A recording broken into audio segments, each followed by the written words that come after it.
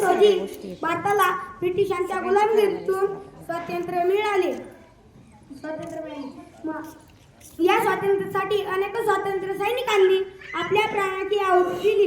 महात्मा गांधी, भगतसिंग, सुभाषचंद्र बोस, लोकमान्य टिळक यांसारख्या महान व्यक्तींनी देशासाठी मोठे योगदान दिले. स्वातंत्र्यानंतर भारताने अनेक क्षेत्रात मोठी प्रगती केली.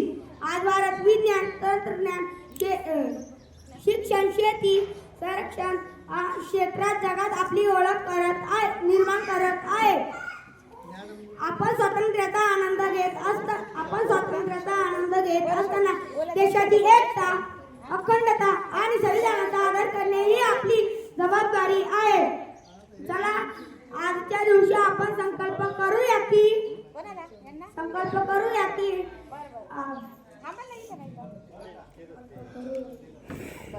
भारत स्वच्छ, सक्षम, समृद्ध आणि विकसित बनवण्यासाठी आपण आपले योगदान देऊ. जय हिंद, वंदे मातरम. भारत पडेगा.